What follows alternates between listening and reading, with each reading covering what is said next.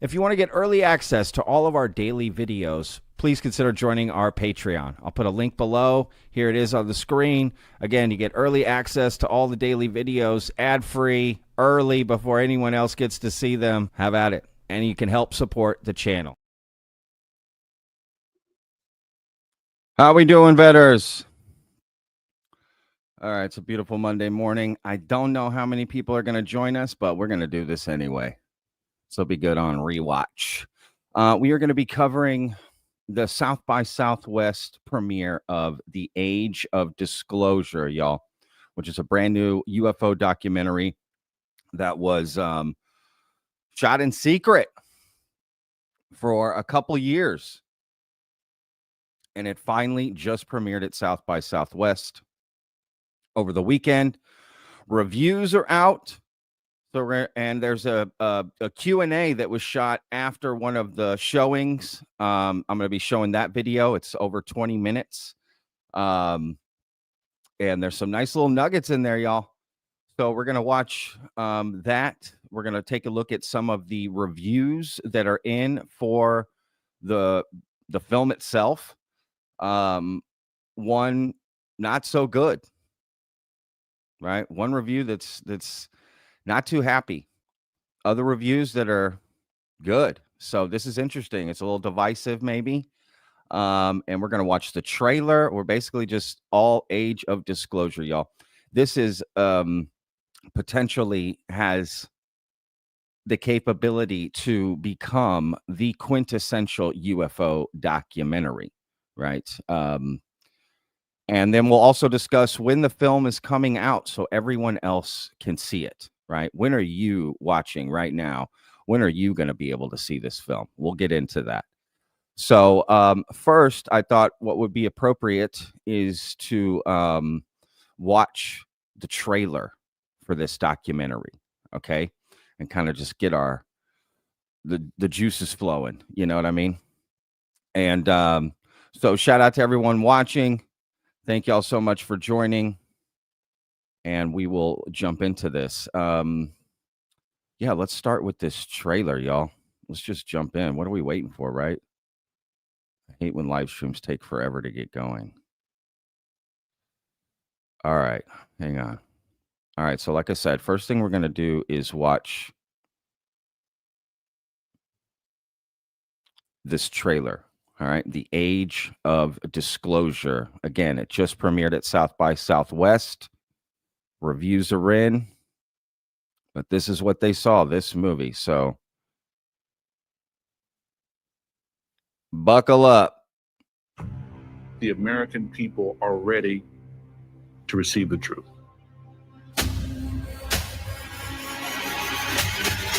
Humanity is not the only intelligence in the universe. Humanity is not the only intelligent species. We are absolutely not alone. Non-human intelligence exists. UAPs are real.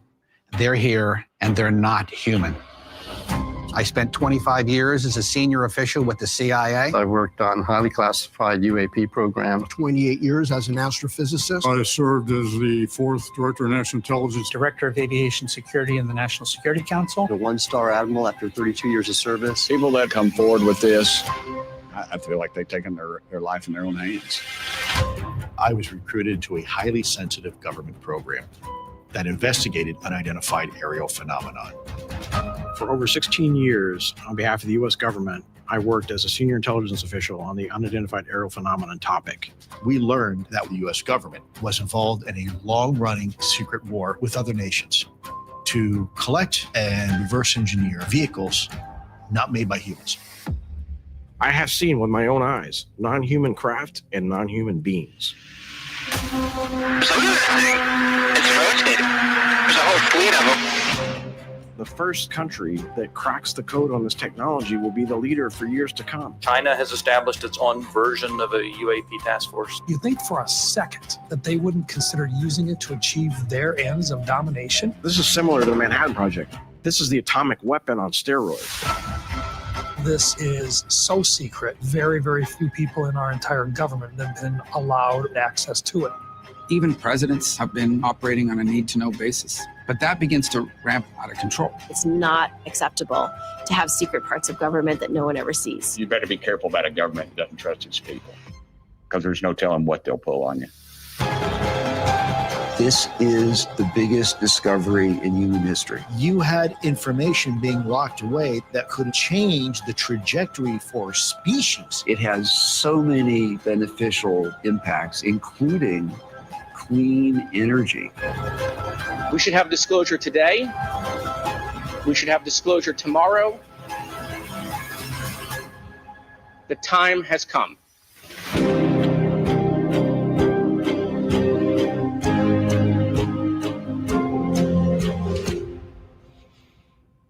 What else you want to know?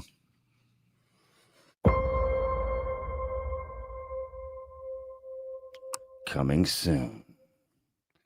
So right there, you can see on the screen, Dan Farah, produced and directed by, he's the main man who put this film together. And then we've got one of the executive producers, Colin Frederick. You see that there?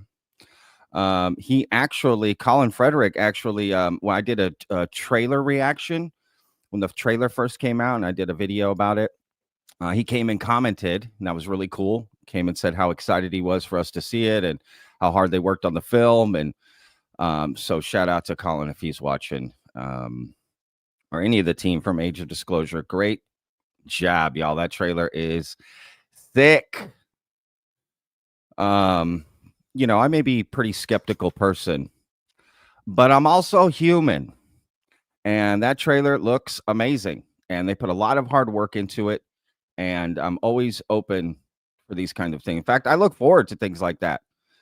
I like documentaries and about this. And again, this potentially has the capability to become the quintessential one. And I think that's what they accomplished, y'all, if I'm being honest. Based off of the reviews that I read. I already read a bunch of the reviews. There's a bunch out. I mean, in big publications, okay? Variety, Hollywood Reporter, more. So we're going to dive into all of that. What I really learned from a lot of it is, whether you believe or don't believe, this is an exciting documentary. And you might walk away thinking, okay, this is crazy.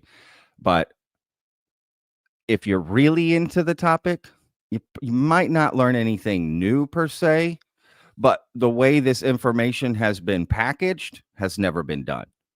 So that in and of itself is new, no matter what anybody says. If you say, oh, there's nothing new here, well, there is. You're just not looking at it from the right angle. You may not like that it's new or whatever, but it is a new packaging of all of this. Not that many former government officials have gone on the record all together in one piece, right? And that was the goal of Dan Farah. That's what he said. He was trying to present the base facts in a nice, cohesive, well-polished looking, documentary. And some of you might say, oh my God, Pat, they're Hollywood. They just come in, they add this music and whatever, and it's just that's it. That's supposed to be the thing. Well, you have to understand that there's a lot of people that aren't into this topic, that people are trying to get into this topic. And that's one way to reach them, with a nice, polished, documentary that they're going to want to watch. I mean, if you send them some of the ones I've seen on like Amazon Prime or even YouTube that are just like horribly put together, but it has actual facts in it, people don't watch it. I'm sorry, but how you present the message matters, whether you like it or not. That's just the truth of human psychology. So to put something together like this and then premiere it at South by, which has never happened, right? All of a sudden, it's got an air of credibility to it, right? To at least watch it, right? If you send this to one of your family or friends or coworker, someone you want to be interested in the topic like yourself, or they're asking you questions, this is one of those pieces you can send. This is the documentary you can send, and then they'll watch and go, I mean, they may not agree with what's in it, but it's well put together. No one's going to be like, oh yeah, what a piece of crap documentary, So I'm hyped for it. I do want to see it. I will say, full transparency, I had an opportunity to go down to Austin I've got a lot of history in Austin. I used to work South by Southwest for many years with my food truck and catering business. I have a lot of contacts, friends. So I did, I could have gone to see the movie down there, but I didn't want to because I don't know when the film's coming out, and I can't just hang on to that information. You know what I mean? I can't just hang on to what was said in it and not say anything. I'm not good with that. I'm not good with that kind of stuff. So I would have been just bad news for me.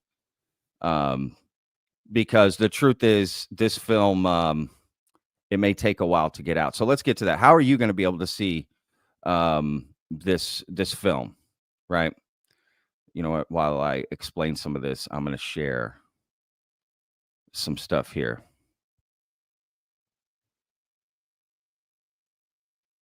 I'll click on some of these pictures as I talk.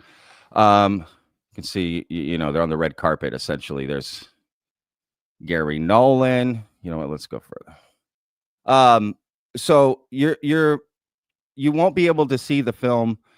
The truth is nobody knows because they're trying to get distribution for the film. So this is part of the process. You premiered it South by and it could go to other festivals, and you basically just try to secure a distribution deal, right? And domestic distribution, meaning the United States, and then international distribution, right? Which is everything outside of the United States. And there's even, multiple international deals, right? It's not like there's one global international deal, there's multiple. So there's a lot here, and they're trying to get this out. It could go to Netflix. It could go to Amazon Prime. Like they could buy it, maybe Hulu, who knows? Or it could even go to the theaters, y'all, which would be crazy. Not many documentaries go to the theaters, and definitely not UFO documentaries. So, but this has that kind of potential, right? If you were to tell me this was going to theaters, I wouldn't bat an eye. And there's not really any other UFO documentaries I would say that about, right? Maybe The Phenomenon, James Fox's, film, which is a phenomenal film. But this could go to the theater. So we don't know when it's coming out, y'all. Have no idea. Anyone telling you otherwise, when the film is coming, they're lying. Nobody knows. They literally have not secured a distribution deal. So there's no way that there's any release date. This just isn't. And I'll be honest, it could be anywhere from 6 months, buckle up, to 2 years. Okay. It could take over a year for this to come out. Essentially, this happens a lot. Things premiere at festivals, and then it takes a long time to come out to the public, right? So I'm not trying to alarm anybody. I'm just saying it could be by summer, it could be the fall, but it could very well be this time next year or even further.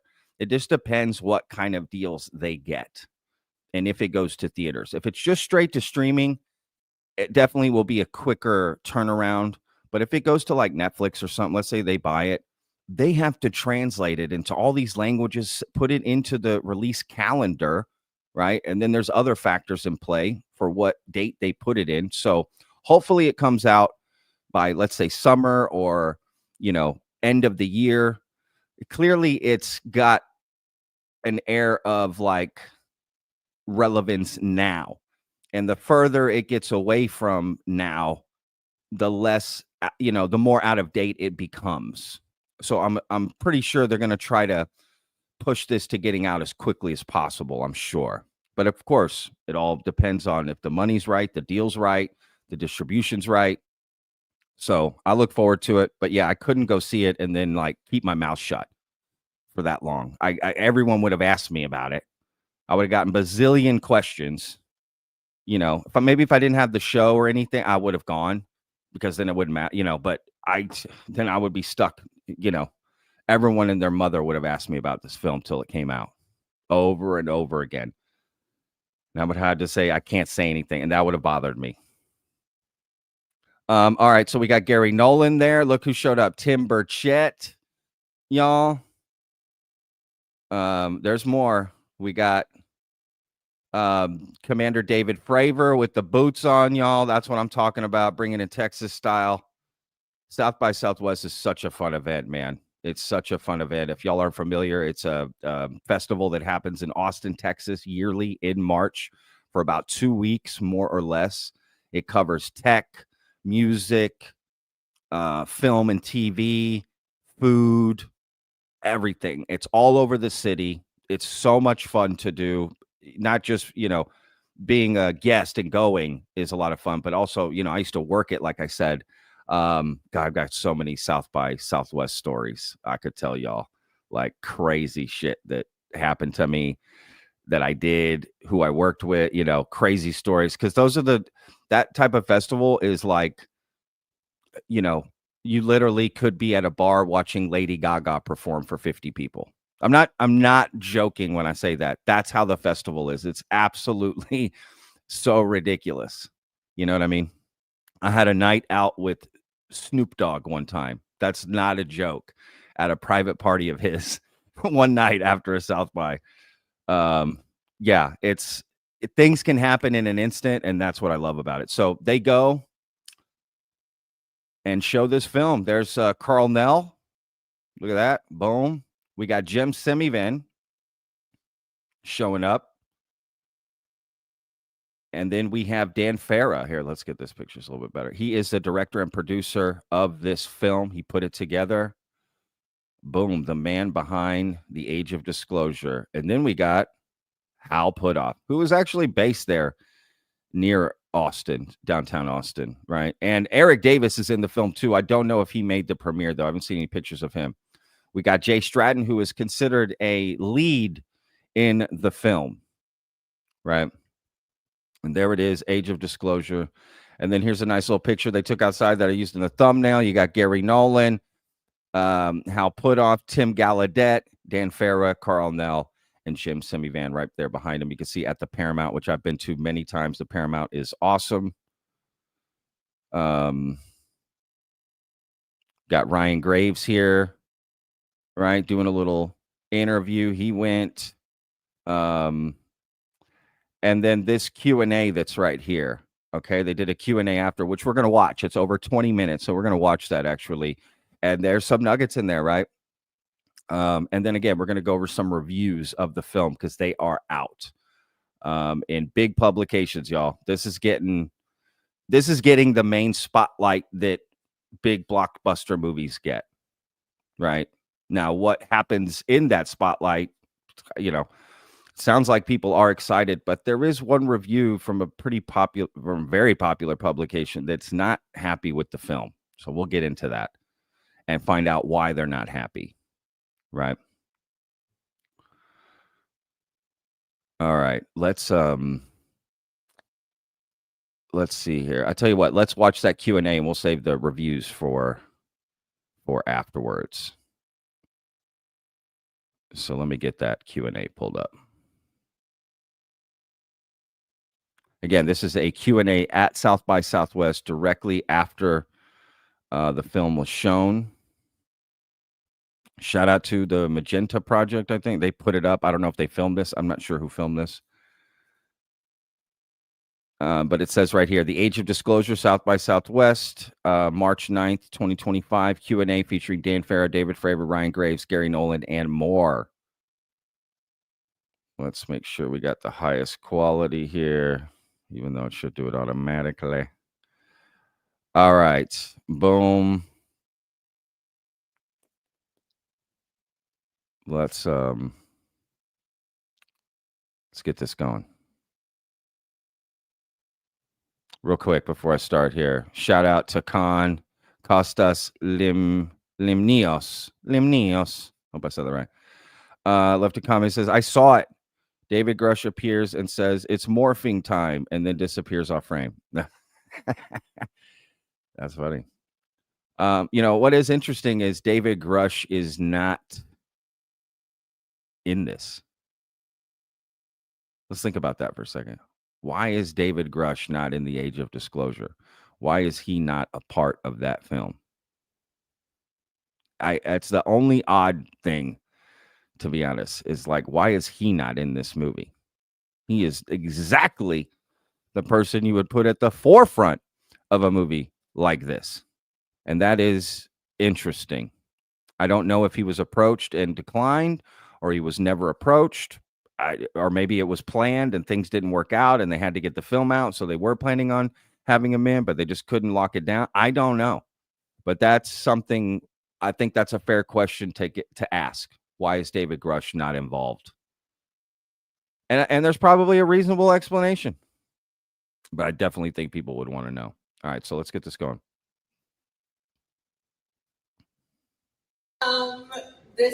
I don't know. The first time I saw this film, I thought, how am I going to sleep tonight? I feel like you might be having a... I think the audio's okay. Let me know in the chat real quick, y'all. How's the audio on that? I'm watching the chat real quick. Let me know. How's the audio's good for that? That quick little thing I played? Yeah, audio's good. Okay. Let's do it, y'all. Like a similar experience, because like, how are we supposed to go about the rest of our week like it's normal? I hope you talk about this film, and I can't wait to talk about it with you. Please help me bring out the director of this film, Dan Farah.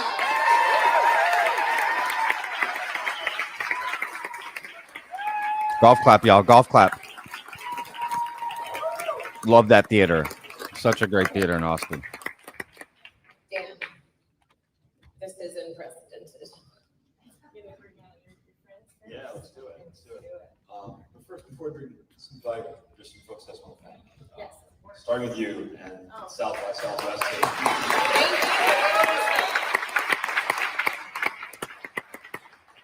Thank everyone here for coming out, and hope you enjoyed it.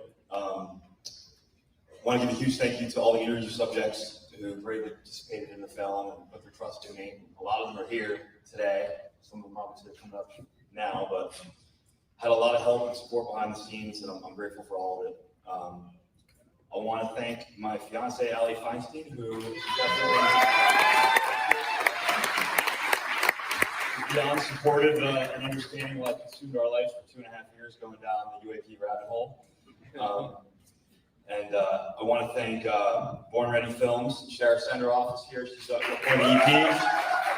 And her partner, Aaron McDonald, super supportive from the very beginning. Some key members from the production team are here that are in the trenches with me daily. I want to call out Colin Frederick, that's over here somewhere. So, it's the line producer, and wear a lot of hats on this film. Couldn't have done it without you, buddy. Vincent Wren, our amazing cinematographer, is here. Moab, a composer, did an amazing job. He's over here somewhere.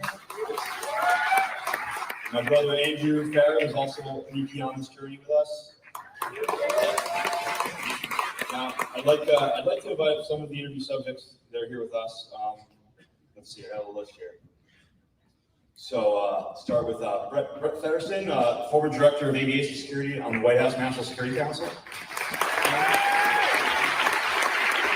Commander David Frater, former Navy fighter. David Frater. We got Dr. Gary Nolan, Stanford University School of Medicine, who was advisor of the CIA, ATIP, and the European Task Force on biological effects. Jay Stratton, former director of the European Task Force. Mike Bullock, former NASA official, member of NASA's UAP study team. Lieutenant Ryan Graves. And on behalf of Congress, Congressman Tim Burchett, who's now a member of the House Task Force on the declassification of federal secrets. And Admiral Tim Gallaudet.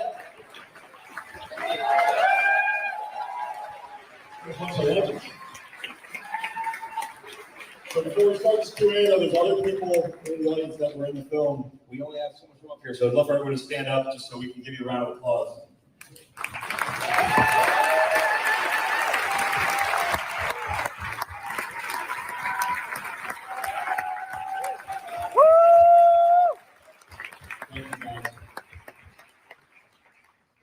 So yeah, before we start, I'm just so grateful that all these guys and everyone here and everyone who couldn't be here put the trust in me. I'm comfortable doing this and bringing this information out to the public.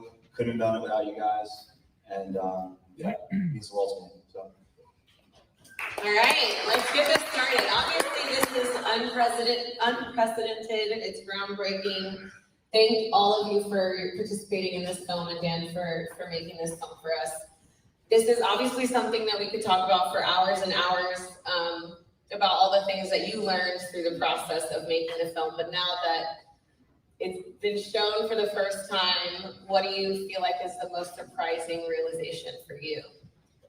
For me, I would say, despite the fact that this is clearly a very serious situation and there's tremendously high stakes and leadership from both sides of our government, both political parties, are clearly on board, taking it seriously. Despite all of that, the public is largely very unaware, totally in the dark. And so my hope is that this film changes that, or at least starts the process of changing that. And yeah, that's the most surprising thing for me. When you meet very aware people who follow the news, are well read, and they're clueless to all of this. So I'd like to hope that the film will change that. I think it will also, it just did such a good disinformation. I want to see like part 2, 3, 4 as things start to get disclosed. Jay, thank you for being here and for making so much history behind the scenes and everything. I know you helped so much in the process of making this documentary. Can you say a little bit about how it feels seeing, you know, a plan that you really like pushed into motion and all the hard work finally come to light in the public way? Sure, on the big screen here at South by Southwest. Wow. And this is for all of you, and this is for humanity. And thanks, Dan. So, very important message, and I'm so proud to be a part of this and bringing this to you and really kind of turn it around on you, right? It's in your hands. Lots of time over the years, countless hours with Congress, with the executive branch, pushing this message forward. And what I want to say is, in those countless hours, I have given them information. I've given them not only the existence of non-human intelligence, but the address to go look to see it. And they were denied access. So with your help, and your help, let's keep it going.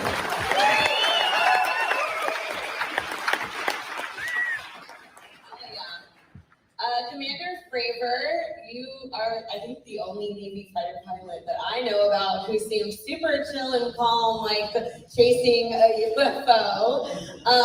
When you were chasing them, being that calm, what is the thing that makes you feel like the most worried about this topic? Well, I will say, you know, it's 20 years ago. We didn't have the technology then. We don't have it now. We're not going to have it 10 to 20 years from now. So that's disheartening right now. What's the worst fear is that if an adversary gets it, North Korea, China, Russia before us, because it is so game changing and it'll basically take everything that we have today and make it obsolete. Terrifying. We're not ready. Congressman Burchett. Burchett? All right, thank you. Thank you for correcting me. Obviously, yes. Oh yes, we're so happy that you're here. Clearly, this topic, like we've said, is a bipartisan one. Do you feel like that should help us to feel maybe a little bit optimistic about what you and your colleagues in Congress can do and that you might be successful? Sure, but I don't trust anybody. So Very Texas. I'm the reason we had the committee. You know, the hearing in the House. I raised hell, and you know, I was told I was going to be chairman of it.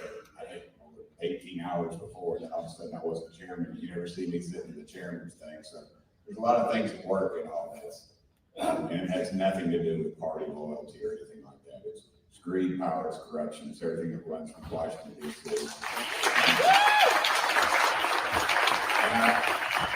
And I am one of those crazy Christians, in the world. I mean, I'm a fundamentalist. I believe Jesus died on the cross for my sins, and I don't hate anybody that doesn't. But wait a minute, I'm not going to have an offering or an altar. But I just, I've said this before, and I'm going to say it one more time. Every night I go out and I take my dogs out to go to the bathroom. That time they go at 2 o'clock in the morning. They won't go like everybody else. And I look at those stars and I think, wow, the light from those stars left there before the time of Christ. And the vastness of God's great universe. It's more than I can comprehend. And I just, I don't fear them. I think it's just another one of God's creations. And I go to my deathbed thinking that. And I thank you for making this wonderful film, brother. Do not trust Washington. As we say in East Tennessee, it is crooked as a dog's leg. And the polling show that more than half the people in this country think we're not alone. And guess what? Oh, NASA wants to study it. CIA wants to study it. You know what that means? More of your money. They already got it. Tell them to turn it loose. Tell them to turn it loose. Oh yeah, I'm so excited to see. For Brett Fetterson, I'm gonna have to read this. You were the head of aviation security on the White House National Security Council, and you represented the Federal Aviation Administration on the government's UAP task force.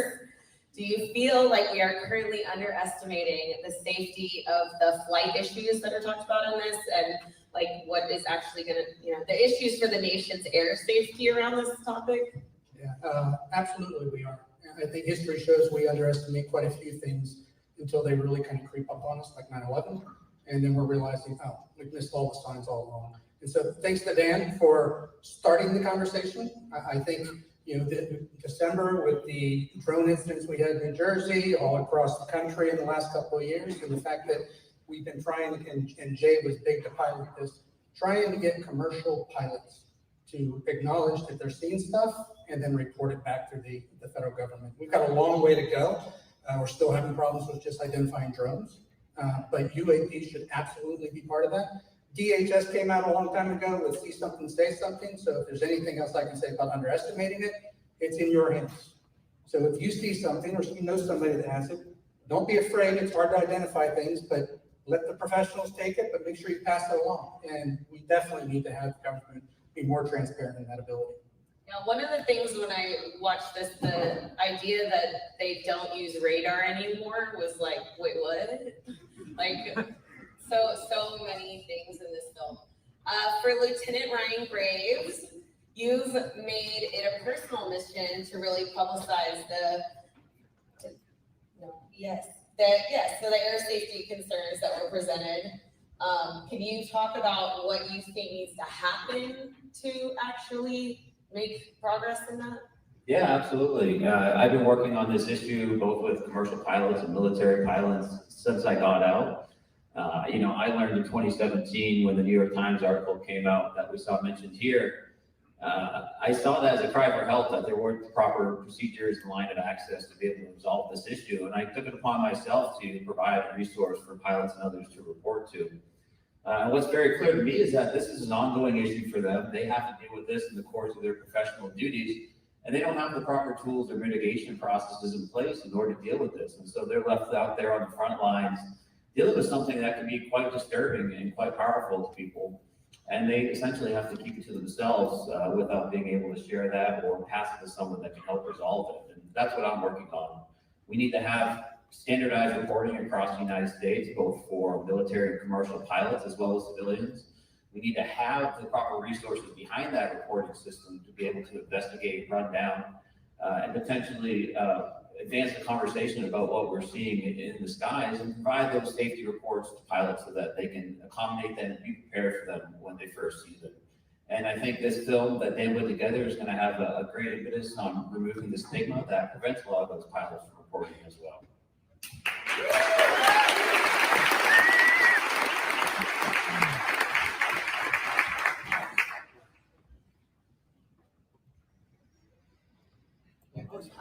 Pluto's not here. Where's Hal? Here he is. He's there, come out. I was like, wait a second, I don't think he's here.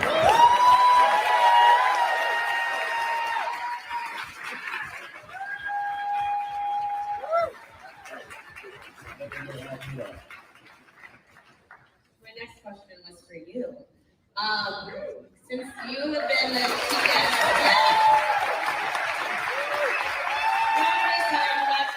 scientist.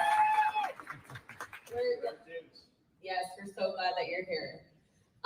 Okay, as a chief scientist at ATIP, I know you know better than anybody the breakthrough technology could be used for good or bad. And when we talked about the energy source of UAP and how it could be clean energy, but also weapons of mass destruction, you said that you would put your vote for making a humanitarian issue and opening it up to the world. Do you think that humanity can handle that responsibility?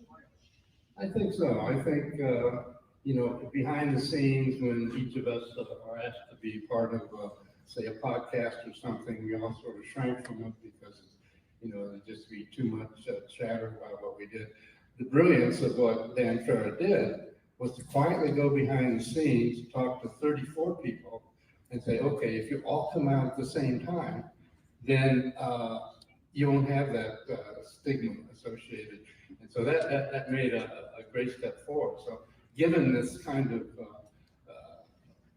general introduction to the topic, I think that the scientists in the crowd, like Eric and me and so on, it opens up the opportunity that we can get more scientific collaboration. And so, part of what I've done recently is go before NSF and Senator Rounds and so on, and talk about opening up exploration and scientific investigation to try to come ahead. But we needed to have a more open tapestry, in the public, and so that's what I think Dan Farah did for us. So I really appreciate it.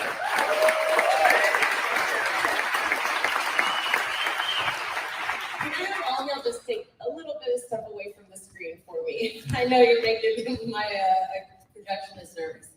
Dr. Nolan, can you speak a little bit about one of the things I had never heard anything about was the biological effects that have been seen from people who've interacted with the crest and how it's made these biological changes on human beings. What are you hoping that comes out of the public being more aware about that piece of information? Well, I think the first part of it is that, our servicemen and women and intelligence community operatives are being put in harm's way often at, even though they don't even know what's being done to them.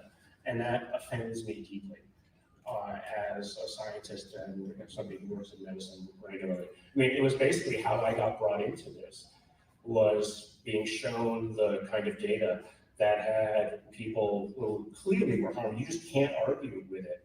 And what was fascinating was, and this sort of gets back to the theme of stigma, when I approached some of my dearest colleagues at Stanford saying, hey, here's this data, I've been allowed to share it with you. And they asked, well, how happened? I said, well, it was UFOs. Oh my God. It was like, I'm sorry, I have something to do.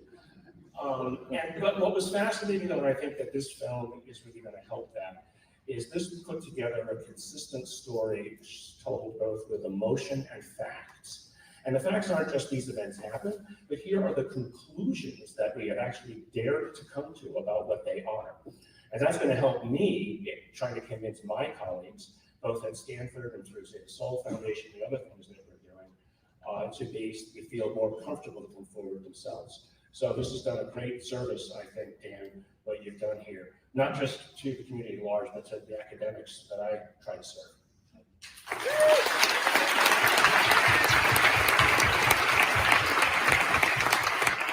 Okay, for Michael, can you talk a little bit about the stigma and around everything UAP and how that's created such a big hurdle for our country most specifically, and why it's important that this is the moment to address that? Sure. When I was on NASA's UAP independent study team, we had a number of academics.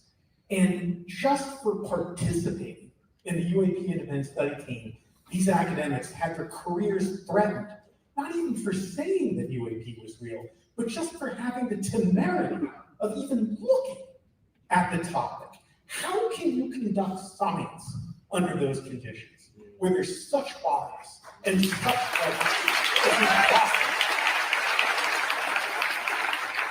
And that's why we need the power of film. What Dan has done, and the heroes of this stage have enabled, is to create a documentary. The power of film is South by Southwest putting it forward to push back on that stigma, to acknowledge the reality. We look at the power of an inconvenient truth, of what that documentary did.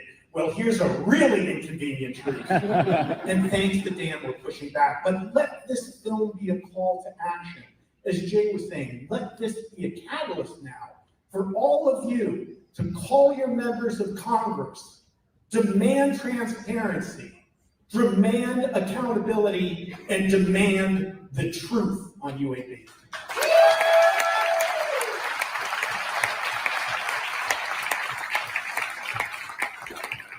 Okay, for Tim, value that we've spoken a lot about. Obviously, everyone was very aware of the UAP activity in the skies, but as the Navy Rear Admiral and the former Chief Oceanographer, which is the coolest job of all time, I think your expertise is more focused on the seas, and part of your testifying before Congress was about that.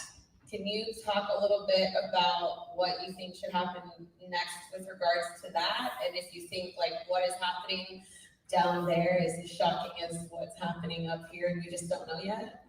Well, exactly. We have observed UAP in the oceans, but the oceans, as I said, are so unexplored. If we only amp up the amount of research we're doing in the oceans, we're bound to learn more about UAP. And actually, that is what I'm making a call for right now, is that we have a large American ocean science enterprise with many ships that universities own, as well as research institutions, and they operate drones and satellites to study the ocean. I think that whole enterprise needs to get around and take seriously researching UAP, in addition to others like the space science enterprise. I think our whole American scientific enterprise needs to get behind this and take it seriously.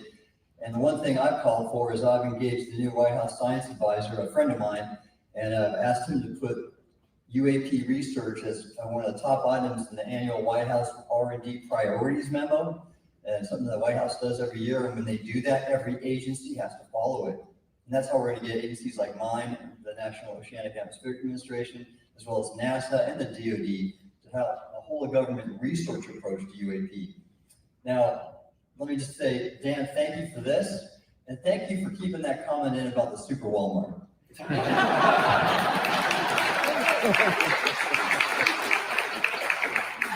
love that. Dan, I'm going to pass it back to you to wrap us up. What do you want to leave us with on this one? Well, one positive report. I've been told by a few leaders in the current administration that the age disclosure is playing a key role in their own efforts internally to disclose the truth. So I think we can expect the film, when it's released publicly, to be part of a bigger picture of disclosure. So thank you all just for being such a great first audience. If you guys enjoyed it, please go out and tell your friends and family about the documentary. Spread the word on social media. If you feel inclined, please get on Rotten Tomatoes and give us a good review. And before we leave too, there's some people that were really key to us that couldn't be here, that tried to be. I just want to drop a few names. Secretary Rubio was unbelievable and supportive behind the scenes. Senator Rounds, Senator Gillibrand, Lou Elizondo couldn't be here tonight. All these people helped a lot to make this happen. And everybody up here really went above and beyond, not just doing interviews, but helping me behind the scenes, guiding me, giving me the right introductions, and validating me. Jay Stratton, you man. So, thank you all. Tell all your friends. Tell all your friends. Yeah.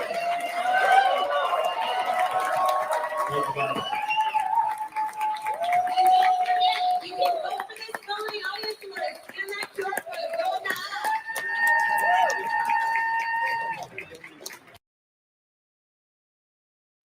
All right, there we go. So we'll take a look at some reviews here of the film because it has been reviewed now, and they've released those reviews after seeing it. So, and that's kind of interesting. They didn't put a lock on those reviews. That is kind of interesting because sometimes they will do that. But there you go. That's the Q&A, y'all, for those of you that watched all of that. Yeah, it's interesting that David Grush isn't in the film. Lou Elizondo was not at this premiere. And he is, as you'll see in a review I'm about to read here, He is considered the protagonist of the film, Lou Elizondo. His voiceover, his narration, he propels the film. So it is interesting that he's not there at the premiere, but he does have his own tour and stuff going on, and probably was just scheduling issues. But and Jay Stratton as well, but he was there. Yeah, that's you got to see them all there on the stage talking about this. When's the last time you've seen those people? I cover this topic a lot every day, in fact, for a long time now. Never seen those kind of, all those people together before like that. So they're all in the film and more, but just being on stage there and answering questions. Did we learn anything new from that Q&A? One thing that was interesting, it was new to me, and maybe I missed it somewhere down the line, was when Tim Burchett was talking, and he said that he got the hearings going. He was responsible, and that he was going to be the chairman. And 18 hours before the hearing, he was taken off. That's interesting. Why drop that nugget? Because I don't know if I've ever heard that. I mean, I cannot recall ever hearing that. It came as news to me, but maybe I did hear it at some point and forgot. I don't know, but that was interesting. Now that's inside baseball, but I'm just saying. Yeah, can't wait to see the film. Again, we don't know when it's going to be out publicly. Okay, so any information you're hearing about when the film is going to be out publicly is wrong. Nobody knows because they haven't signed a distribution deal. So that there is no way to know that. The filmmakers don't even know it. So we will definitely keep you updated as soon as the film is available, right, for release. Now, let's get to some reviews, y'all, of the film. What if I just did reviews of Vetted right now? You're like, son of a Patrick, son of a bitch. Okay. You know what? No. Let's see here. All right. So Variety, let's bring this up. Boom. Let me see if I can make this bigger. I don't know if that actually helps. Hang on. Does that help make it bigger? Yeah, it does. All right. All right. So Variety has reviewed it. They say the Age of Disclosure review, a documentary claims to offer proof that alien spaceships are visiting us, but does it really? Hang on. Oh, that's enough. Dan Ferris' film is full of U.S. officials who testify that we're being visited by other worlds. They make you wonder if the truth is still out there. This is by Owen Gleiberman. The Age of Disclosure, which premiered today at South by Southwest, is a documentary that millions of people are going to want to see. It's a movie that purports to offer incontrovertible evidence that spaceships from other worlds are visiting us. And if you attempt to argue, as I will do in this review, that what you're seeing in the film isn't what you think you're seeing, you're likely to be attacked as a heretic and a denier of reality, someone who turns a blind eye to the proof that's sitting right in front of them. All right, let's jump in here. The evidence, if you truly look at it, isn't all that compelling. Blurry black and white U.S. government video footage that shows tiny objects zipping forward over the surface of the water. It's the footage of aerial phenomena witnessed by Navy pilots that we all saw back in 2021 when it was declassified. It's fascinating to look at, but quite inconclusive. It's hardly the stuff that alien dreams are made of. No, that's an interesting point. But let's be clear about something. Like all my fellow curiosity seekers who will see the Age of Disclosure, and like everyone else reading this review, I'm someone who wants to believe. Over the years, I have gorged on every UFO special and documentary and YouTube video I can, always looking for what feeling of awe, eager for those images of glowing lights in the sky, of mysterious spaceships to be real. On occasion, I've been momentarily lured into the rabbit hole sensation that, yes, behold, they are real. What the? These ads are killing. I get it. It's feeling akin to seeing the proof of God's existence. The hunger many of us have for that feeling and the way that we take the evidence before us and convince ourselves that it's undeniable is a powerful thing. I thought this was a review of the film. This guy's just giving us his backstory as a right. Like, I don't care. Just get to the film, dude. Yet there are deep underlying patterns at work in our relationship to alien phenomena. And when you start to perceive those patterns, it makes one a little less susceptible to the rapture of wide-eyed belief. The truth may be out there, but the real truth is that each era responds to the extraterrestrial evidence that's tailor-made for it.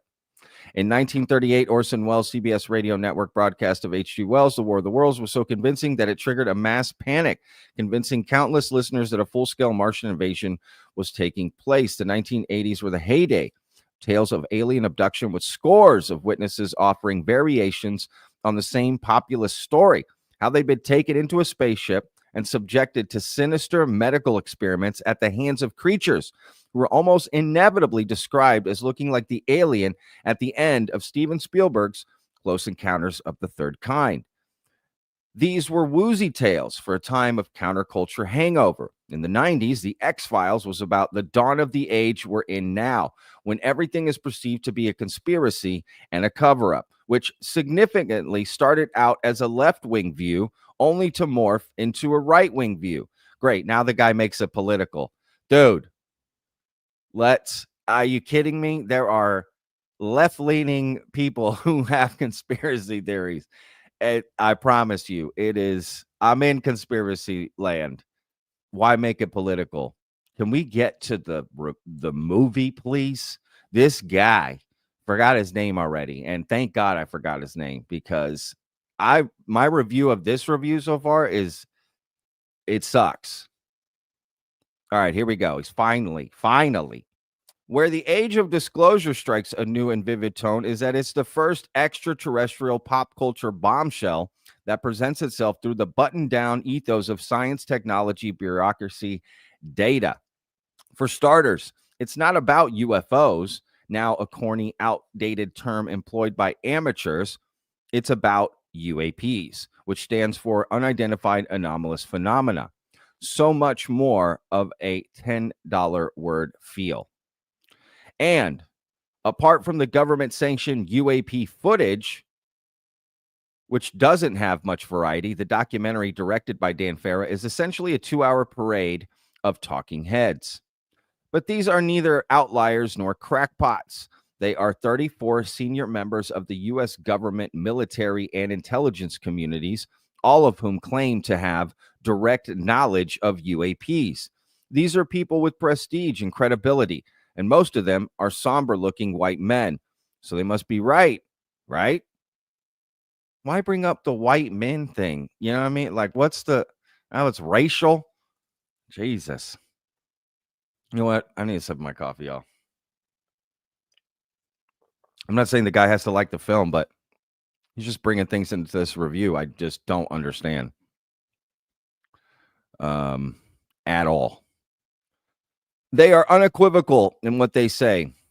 Quote, I have seen with my own eyes non-human craft and non-human beings, declares Jay Stratton, former director of the government UAP task force.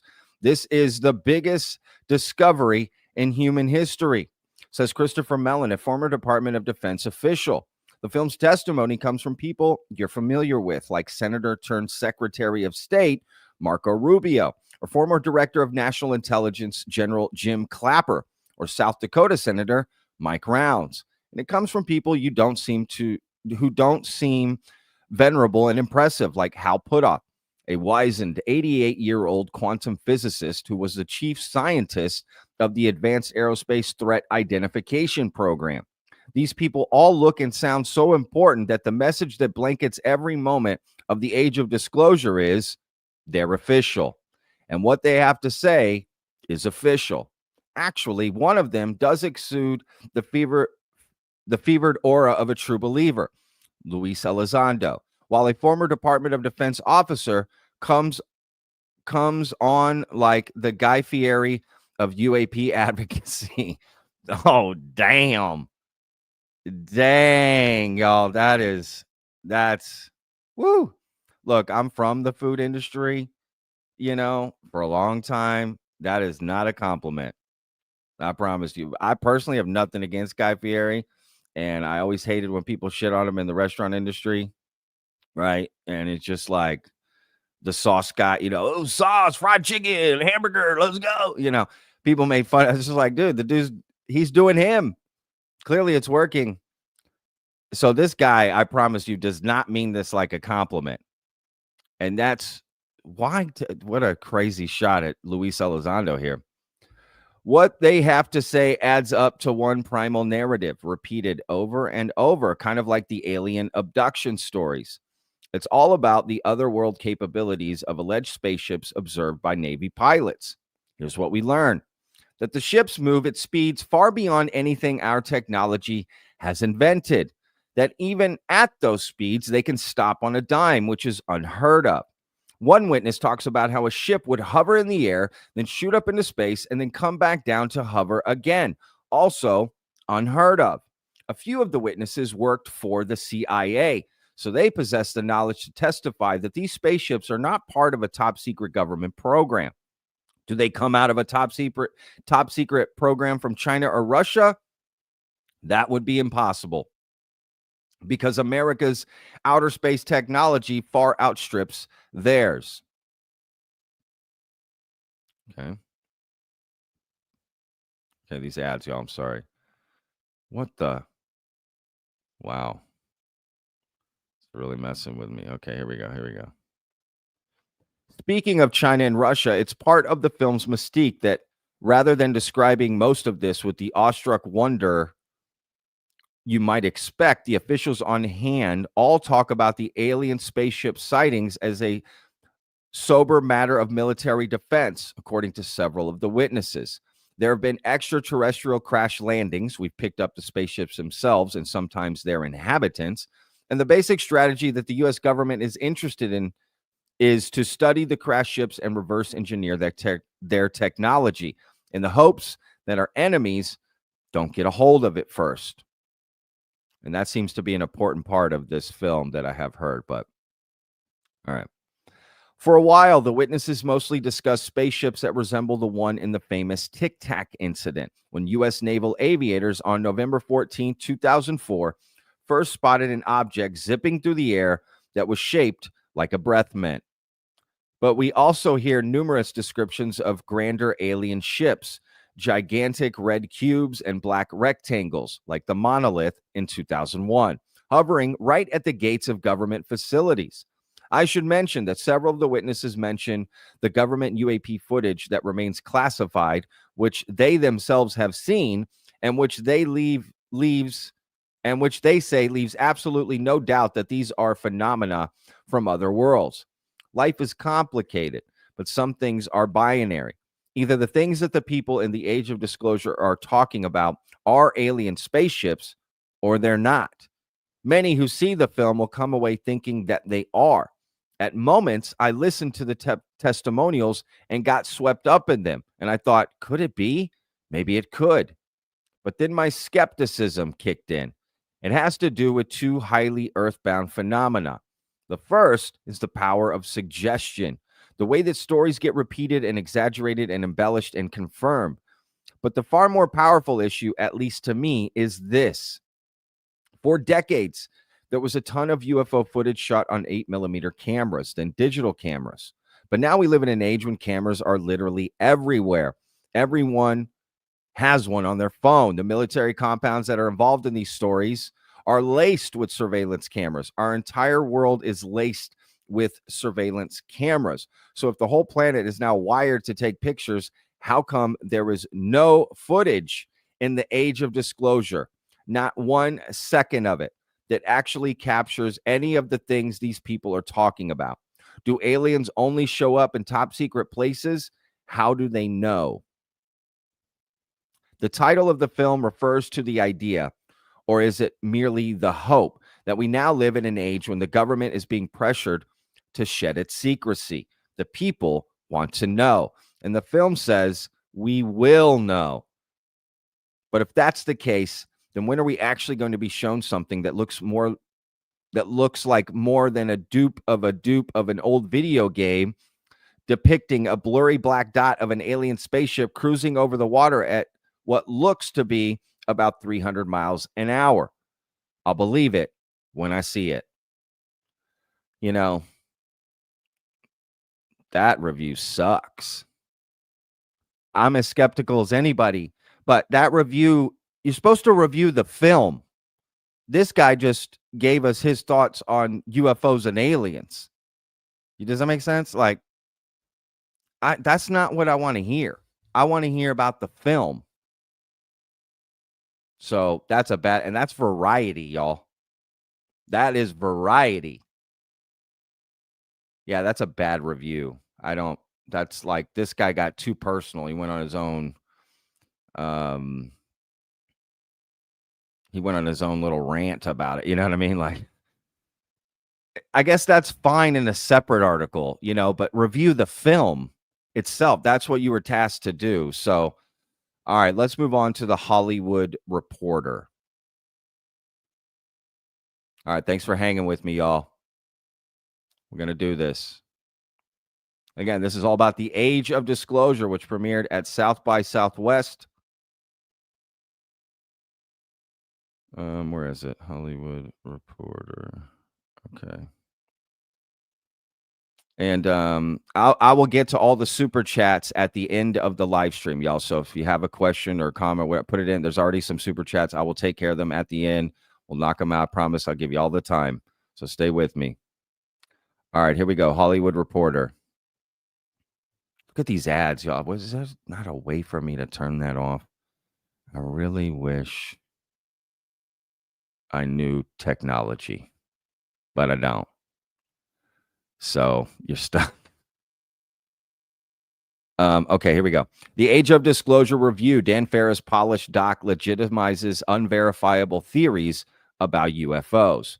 Politicians, military officials, and scientists discuss non-human intelligence. And when will it be time to tell the world the truth in this doc premiering at South by Southwest?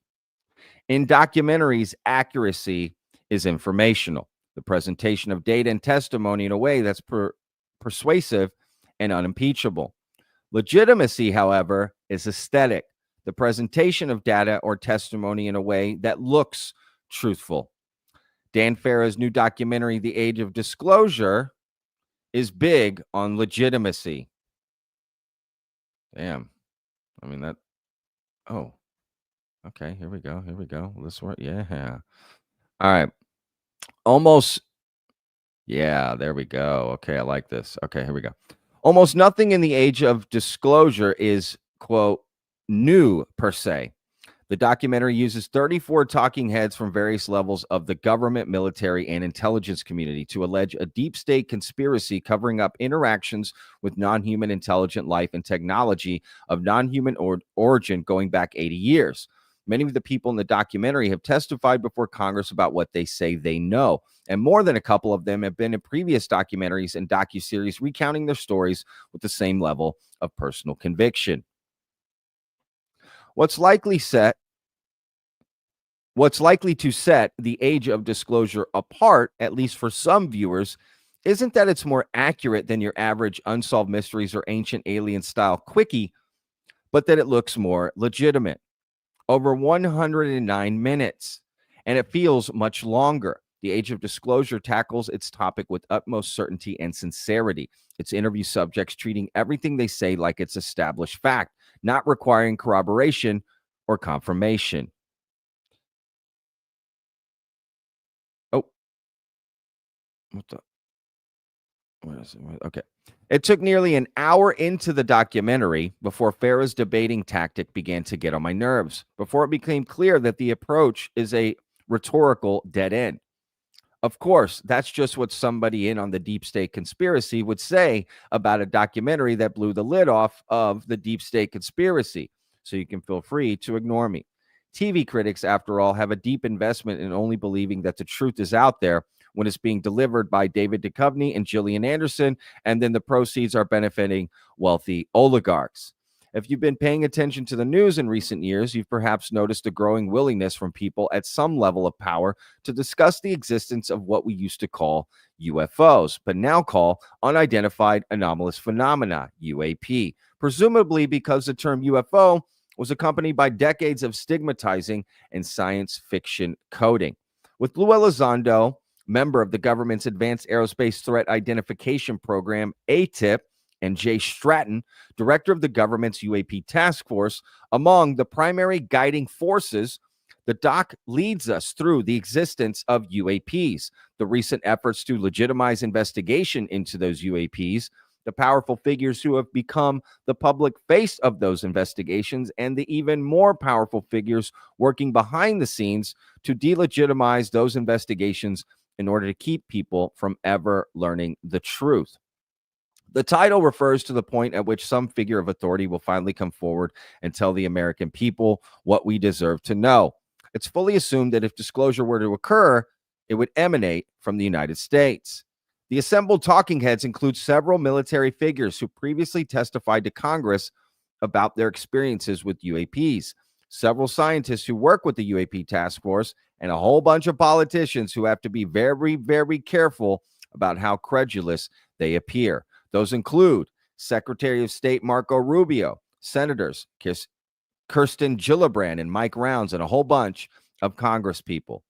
Regardless of your ideological stripe, you're supposed to find it legitimizing for each of the fringier figures in the documentary to be proximate to a sitting Secretary of State, a former Director of National Intelligence, General Jim Clapper, or a sitting representative who has recently reopened the investigation into the Kennedy assassination, Anna Paulina Luna.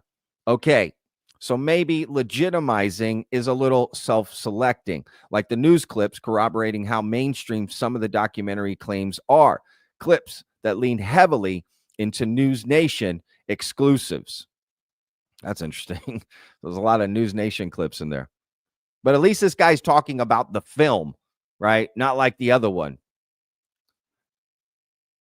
Even the documentary's heroes seem impressed with how they're being treated. At one point, one of the science-y guys is amazed to be conducting interviews in the Senate building. Each interview is filmed in the most official or book-filled facility possible because Farah knows that those backdrops suggest something that filming in a dark basement or in front of a yarn-filled conspiracy wall would not.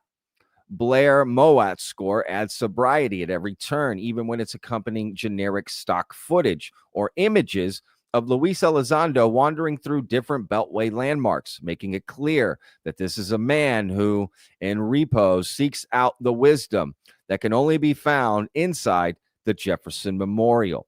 My problem with the age of disclosure isn't the lack of opposing voices. It's that there couldn't be experts debunking anything here. Nothing is proven, and thus nothing can be refuted. If someone insists without evidence that there's an underground bunker somewhere with 1,000 alien bodies and 50 alien spacecraft, it's possible for anybody to refute, because what are they going to say? No, there isn't, or, well, you just don't have the clearance to know. If someone insists without evidence that people they can't name were killed to keep certain things that they can't say secret, what are you going to say? Anytime somebody mentions vague events or details that have long been in the public record, they're quick to mention how much more they know that they can't disclose. And what can you say to that? Nuh-uh. Anytime anybody starts sounding really wild, that's a good time to mention that the deep state, or the so-called legacy project, quote, has been spreading disinformation forever, calling anybody who dares to make claims a crackpot. I've been called a crackpot. And I'm skeptical, about a lot. I'm not even there yet. It's interesting. It's one thing for interview subjects to treat the details of an Area 51 Roswell as established fact. You'll never see a better embodiment of the actual definition of begging the question. But when the scientists start doing the same for speculation on how UAPs defy various terrestrial physical laws, I went from being intrigued and generally buying what Farah was selling to realizing this is just a basic cable exploitation doc done up with the fancy gloss. Once wanton speculation was the order of the day, I wish more time could have been spent on the ramifications of the title. What would disclosure look like practically? What would the economic and sociological and geopolitical ripples look like? What's a feasible timetable for disclosure and its impact? But no, the age of disclosure is more interested in nebulous phraseology like the greatest paradigm shift in human history. Quote, some viewers will happily celebrate the fantasy when it looks this legitimate. And there we go. That would be cool to have in a document, right? What does disclosure look like? Its impact, all of that. You know, that's interesting. That's not in there. But I mean, they had a goal for what they were trying to do with the documentary. So it's just time-wise, right? It was to get the base facts down. This is according to Dan Farrer. His goal was to get the base facts down for this, you know, for the UAP, right? With 34 government officials or former government officials on record. Boom, right? All together. That's not done. Lay down the base facts. So maybe they did talk about a part 2, part 3, part 4. I don't know, right?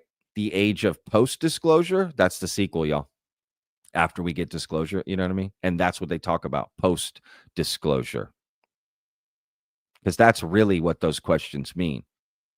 Post-disclosure, what does the world look like? So, okay, that's the Hollywood Reporter. And I have one more from IndieWire. All right, we're going to take a look at it, and then that's it. Very interesting.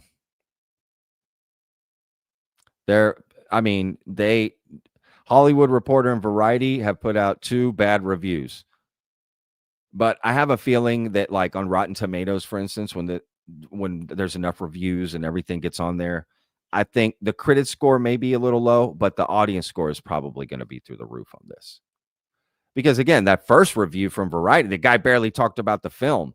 I'm not saying I don't agree with some of the stuff he was saying, but that has review the film. This, at least the Hollywood Reporter, he did review the film. You may not like the review, but that was at least a review. And we learned things about the film. And then from there, you can decide what to do with it, right? He at least tells you what happens, some of the stuff. Then from there, you can interpret it because he interprets it in his review. It's amazing how reviews get so personal. I guess that's how you got to like start separating yourself, right? From the crowd. I guess they throw that stuff in there. I get it. All right, here we go. IndieWire.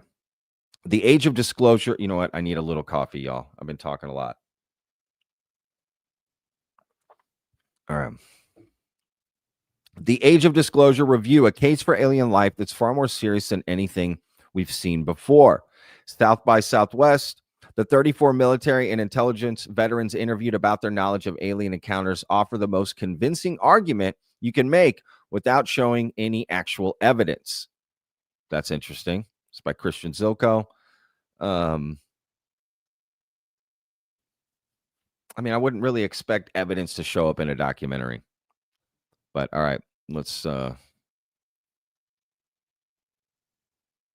we go.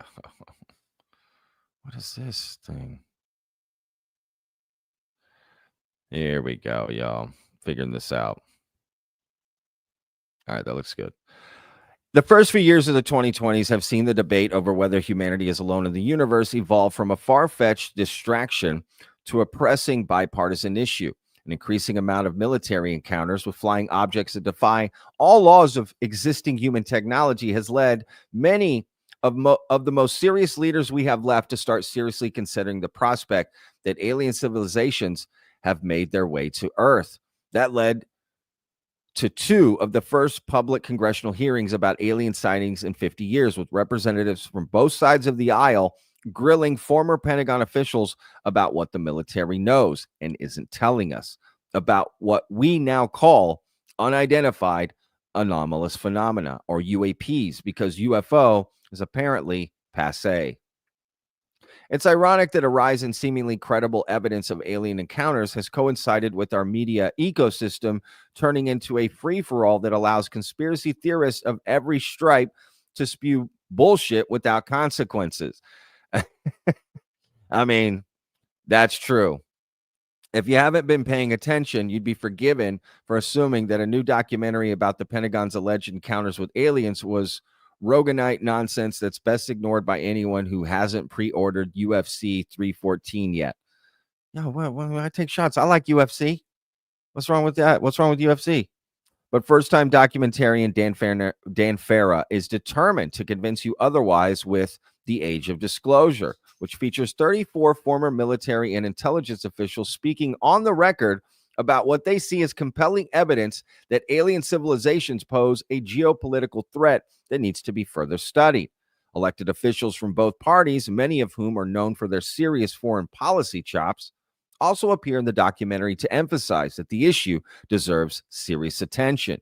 The evidence for UAPs begins with the claim that certain flying objects picked up by American military radar in recent years couldn't possibly have been made by humans. For one, the fastest aircrafts known to mankind max out at around 5,000 miles per hour, while UAPs have been seen traveling at nearly 10 times that speed.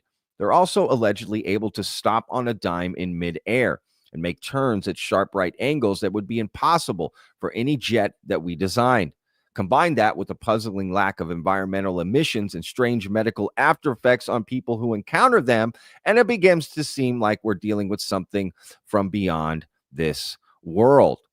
People who have seen UAPs also make similar claims about their appearance, often describing the vehicles as massive matte black prisms housed inside giant floating bubbles. The fact that many of these alleged sightings have taken place around military bases have led many, including UAP whistleblower and Age of Disclosure main character Luis Elizondo, to believe that extraterrestrial civilizations are actively trying to study our military and nuclear capabilities. A former Pentagon counterintelligence official who claims to have researched UAPs as a director of the Classified Advanced Aerospace Threat Identification Program, ATIP, Elizondo says he resigned his position due to his belief that the Pentagon wasn't treating the issue with the seriousness it deserved. While he and the military officials who back him up refuse to disclose classified information, they claim that the declassified tidbits are enough to justify the commitment of significantly more resources to the UAP problem. Elizondo serves as the film's protagonist and narrator, detailing the scientific evidence for UAPs, the geopolitical threat they pose, and what he sees as the United States military's longstanding refusal to treat them as a serious issue. He claims that the Pentagon has overseen a decade-spanning UAP investigation known as the Legacy Program, with career bureaucrats protecting sensitive information by keeping it out of the hands of presidents who might feel compelled to impulsively blab about it. The film makes no comment on who that might be. In his view, many of the powers that be have a vested interest in keeping knowledge of UAPs a secret, and we're all the suckers who will pay a price for their arrogance. That line of thinking eventually succumbs to the Achilles heel that brings down so many promising conspiracy theories. Individual components are compelling and credible, but linking them all together into a worldview that simplifies our endlessly complex society into a single good versus evil narrative requires gaps in logic. I'm willing to entertain the idea that certain people in the U.S. military have viewed conclusive evidence of alien technology. I'm even open to the notion that parts of the Pentagon might have felt the need to hide such information from other branches of the military and government that could have used it. But you lose me once you start insisting there's a shadow government that has spent 80 years colluding with defense contractors to hide aliens from the public by funding Hollywood movies that portray UFO observers as nutcases who lack credibility. The scientific claims are interesting enough on their own, but anyone who has encountered enough human nature should be able to tell you that we're just not that good at cooperating and keeping secrets. Farah is a little too willing to let his subjects veer into conspiracy territory at times, but I think those tangents can be forgiven for two reasons. For one, they're not spreading anything truly harmful or inciting audiences to take any dangerous actions. But more importantly, it all builds towards the rather reasonable goal from which the film takes its name: disclosure. FARA is primarily advocating for our government to show its hand to the public by revealing the status of Jesus. What the?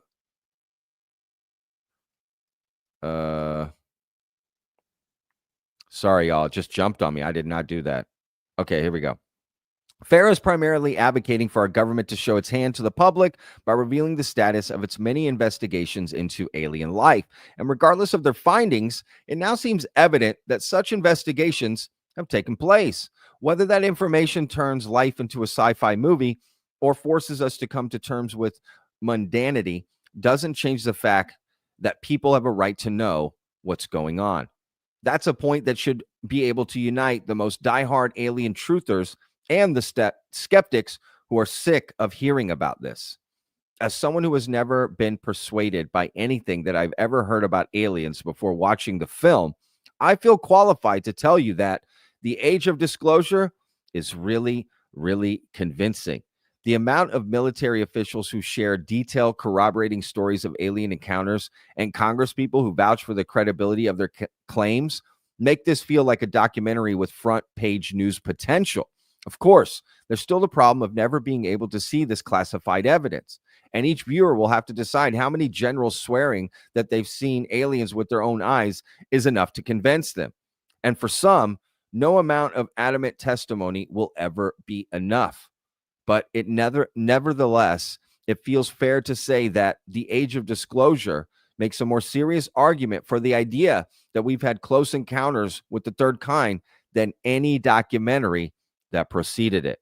Grade B+. That's a great score. All right. I mean, he kind of closes it out with something I think we can all agree with, which is this deserves to be investigated. Let's see the findings. Let's be transparent. And whatever the findings are, we'll all accept it. I mean, that seems pretty fair on a base level, right? That anyone can get behind. There's clearly things flying around we don't know, worthy of investigation. Jumping to its alien, yeah, that's another conversation. I agree. But again, got a lot of credible people saying that that's what's happening. So, all right. Well, there's 3 reviews for the age of disclosure. I am going to play the trailer again because there's a lot of people here that didn't see it before, and because I need to take a bathroom break and get something to drink so we can continue this live stream, y'all. That was a lot of reading. Okay, for anyone that does speaking, that's a lot to speak at one time. All right.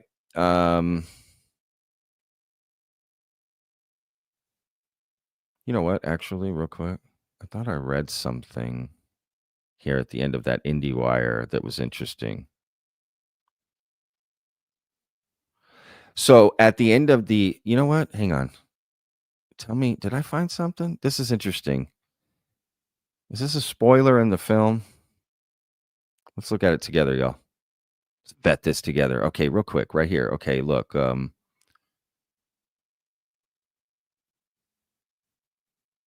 I don't know if it's just. So what is it? This sentence. Of course, there's still the problem of never being able to see this classified evidence, but it's right here, okay? And each viewer will have to decide how many generals, okay, that's important, swearing that they've seen aliens with their own eyes is enough to convince them. Wait a second. Does a general admit in the age of disclosure that they've seen aliens, or is he just putting that in at the end? Does that make sense? Is that because that's in the film? Because what general? You know who's in the film? General James Clapper. Does he come out and say he's seen aliens with his own eyes? Because they're not talking about Jay Stratton, at least that sentence. But I don't know if that's like something that's in the film, or he was just using it like generals are a high level of, right, person in the military. I don't know, but doesn't that seem specific? Am I wrong here? Maybe I'm wrong. I don't know. It could be something else about it, right? I could be reading this all wrong. It could mean something else. I don't know. Maybe there's a general that's already come out with a story. Not that I know of. I don't know any generals that have said they've seen aliens that are on the record. Not that I know of. Am I wrong here? I don't know.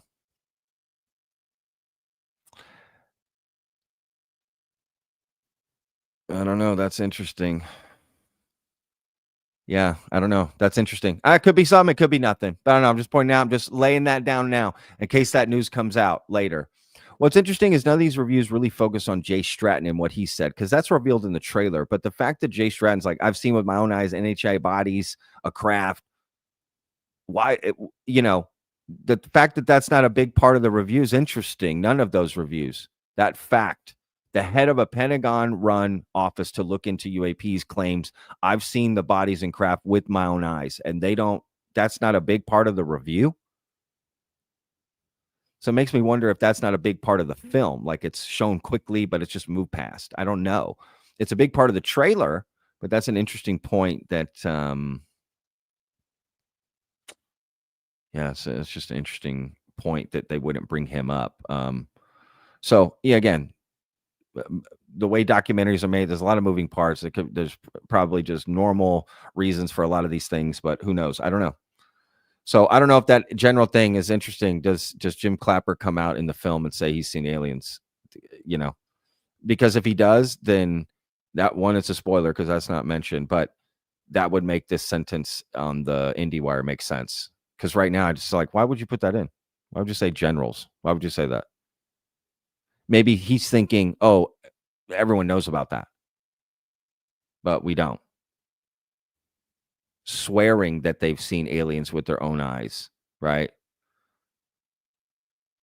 Because why would you bring that up if that's not in the film? Because it would have you're doing a review about the film. You're not just talking about the UFO phenomenon in general.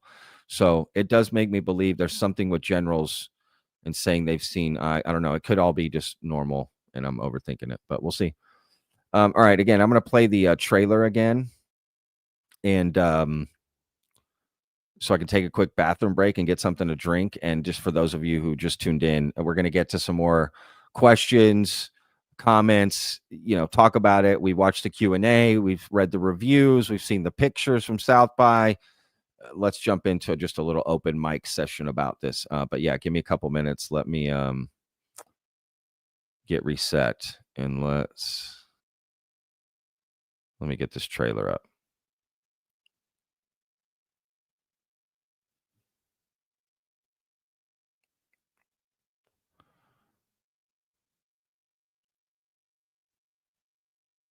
All right, y'all, here we go. Age of Disclosure, official trailer. The American people are ready to receive the truth.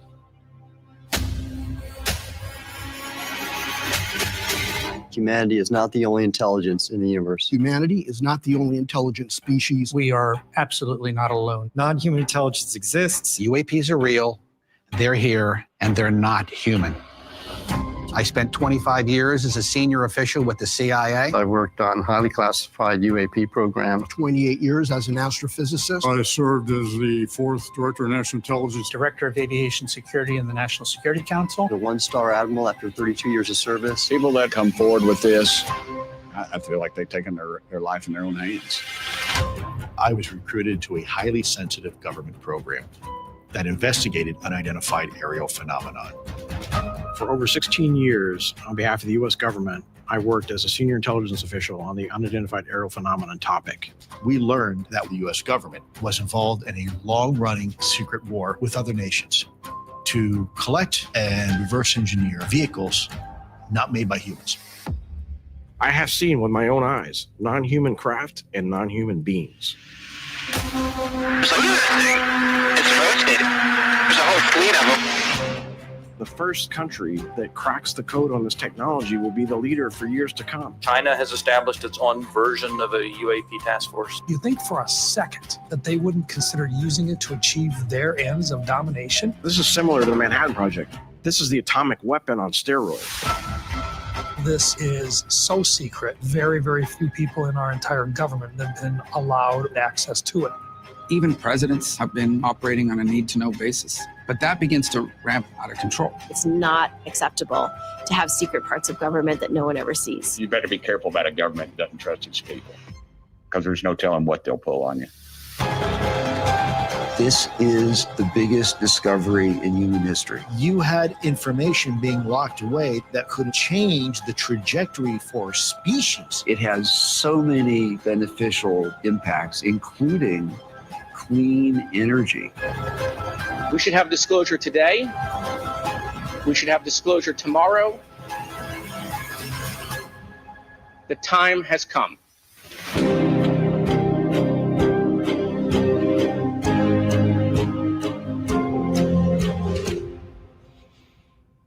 What else you want to know?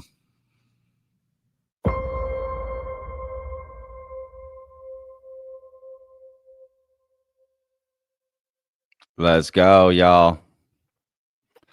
Okay. Well, all right, let's jump into some super chats and start this conversation. The age of disclosure, y'all. Again, I, for one, am excited to see this. Let's get it going. Shout out real quick to how do I do this? The Irish Tangler becoming a new member. Welcome. It's a link down in the description. You can join too, or there's other ways to do it. I don't know. I should know better. But welcome aboard. All right, let's jump in here. Costas, otherwise known online as Khan, runs our open mics in the Discord. He does some amazing deep dives and breakdowns too. And we have one coming up about David Grush soon in the Discord server. So join that and you can find out more information about that. All right. He says, oh, pardon me. Is it possible that the reason David is not in this doc is because he was still in government while this was filmed? Late 2022, he was still in NGA. That's possible, but they didn't start filming till halfway through 2022 or at the beginning of 2022. So they filmed for a long time. Like they filmed into 2023, right? They probably filmed into 2024. But potentially, I don't know. I don't know.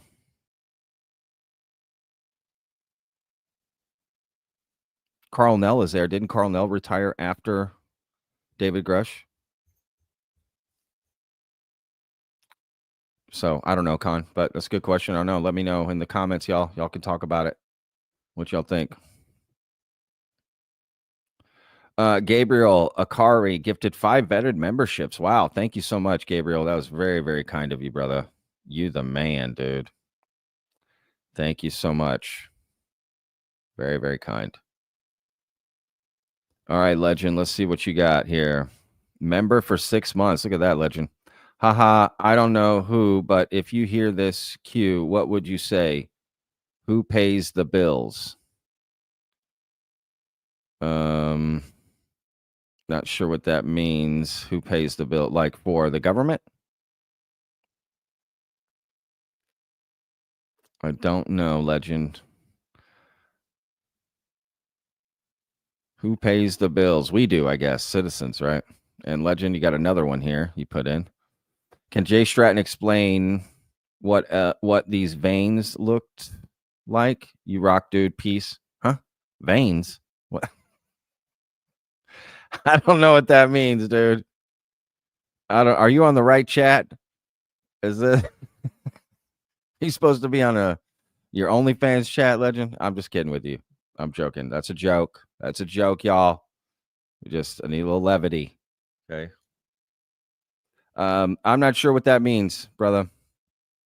What the veins look like. I don't know. Oh, the veins of the alien, maybe? Sure. If that's what you mean. Yeah, absolutely. What are the details? Maybe explains what did the NHI body look like. I can't imagine you make a statement like that in the documentary and then you don't explain what you saw. And that there's not some sort of like artist, rendering of what it looks like or something. So it will be interesting when some images from the film start to get released. So maybe that's what you meant, Legend. Let me give you the benefit of the doubt. All right, Android Paranormal. That Variety journalist does not realize that saying he wants videos are not black and white is a self-admission he's done zero research on UFOs. The Variety one, that was the first one, right? Yeah. Yeah, I agree. That was just a bad review, in my opinion. Just regardless of what he thinks of the film, whether he liked it or he didn't, that wasn't a review of the film. That was like his own personal diatribe on UFOs, which again, I'm not saying I don't agree or disagree with. It has nothing to do with that. Just he didn't even review the film. He barely talked about it. He barely put anything in it. Like anyone trying to find out more information about the film, right? The point of a review of a film is to decide if you want to see the film or not. But you got to talk about the film, not do you believe in aliens? That shouldn't matter to see the film, in my opinion, right? It's like you just go to see what's up. But yeah, that Variety article was bunk. The Hollywood Reporter, again, you may not agree with the conclusion that they had. They clearly didn't like the film, but at least they reviewed the film itself. And you can interpret from what they said they saw your own way, right? So he kind of explained what he saw, his interpretation of it, and I think that's a good review. And it is opinion based, but none of them talked. Only the one guy brought up the score. I mean, there's so much about a film you should be reviewing that just doesn't come across, that it was shot, secretly for 2 years and just a backstory. Like, that's cool. Those are things you want to know before, to get you to see a film. You don't have to agree with everything in a film to enjoy it. People are so sensitive, it's like, Grits, $4.99, bro. These are the kind of super chats I like here. Just Grits, $4.99. Boom. I love it. Looks like a menu item. You're charging two. These better be the best grits I ever had. I love it. That's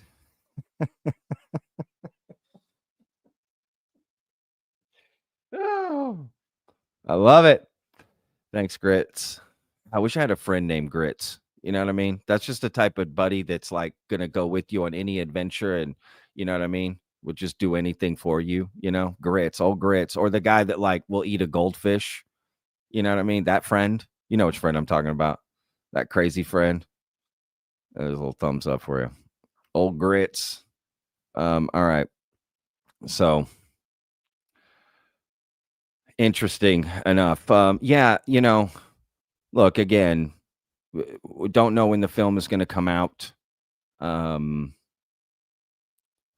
They're doing it at the festival, right? At South by Southwest to gain a distribution deal, right? So again, just to reiterate that point, if you're watching the whole stream here, nobody knows when the film is coming out. Anyone that tells you X date, at least for now, doesn't know what they're talking about. They haven't set up any distribution, and it is possible they make a deal just at South by, but it's also possible they take it to other festivals and still try to work a distribution deal that way, right? It's possible they make a deal and still continue to show it at festivals as well, right? To get awards, that type of thing. Festivals work in different ways. Sometimes it's you're applying to be in the festival. Other times you're invited to be in the festival. So it's possible the age of disclosure based off of what happens here at South by builds enough buzz to be invited into things. And that could stretch out the time for which the film comes out. But we don't know yet. We don't know if it's going straight to streaming. We don't know if it's going to the theater, then to streaming. We don't know. We do not know. We will find out soon enough, though. So, got the reviews out. There's a lot of reviews. There's even more than ones that I read. I read the Variety, IndieWire, and Hollywood Reporter, but there's more reviews out there. More stuff will come out in the next few days as well for people that went. They're going to put out photos, videos. I was going to show some stuff on Twitter, y'all, but Twitter was down. I don't know if it's still down. It was down before I jumped on the stream. Yeah, Twitter is down. I couldn't get on. And I Googled it, and yeah, everyone's like, Twitter's down, which is unusual, but those things happen. And so, yeah, a lot of people that normally would be talking about the film on Twitter and stuff, it's not happening. And I know, I just thought of it. Some of y'all are going to be like, they're shutting it down. They don't want the age of disclosure to be spread. I don't think it has anything to do with anything like that. But Twitter, I think, is still down. So you'll see more behind the scenes stuff, interviews, a lot of information. And if you pay attention enough, which I'll try to do, we should be able to find out some newer information about the film. But essentially, again, if you're deep into this, you're in the inside baseball, you're always looking for new information. You may not be happy in that way. Right. But if you just watch it for the entertainment value, or the way this is packaged is new, right? Like I said earlier in the stream, the way this film is packaged is new, no matter what you say. There is no film like this, whether good or bad. I'm just saying there is no film like this, right? 34 former government officials, scientists, right? All coming together in one documentary to just lay out the basic facts, right? That we're not alone. We've been visited, and the government should be transparent about their findings. And that if we're not careful, we could end up in a really bad situation with Russia and China if they disclose before us.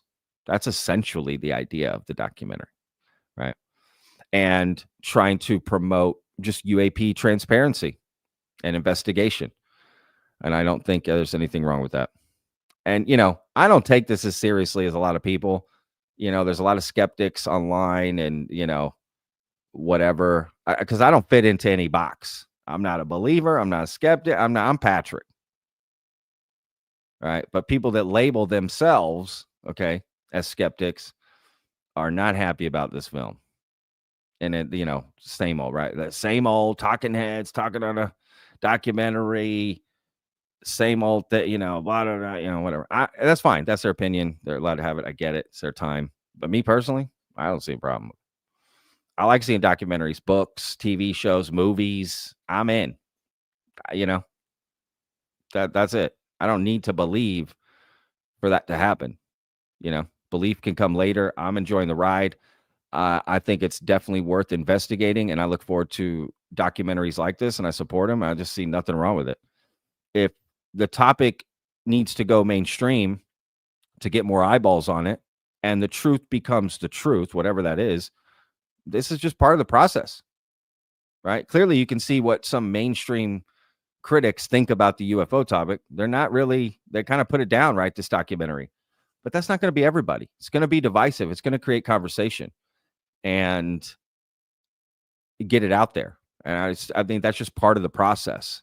You know what I mean? When it's very easy in the bubble of ufology to be swayed one way, right? But then when you start putting it in, the bubble grows of the interest in, UFOs and UAP.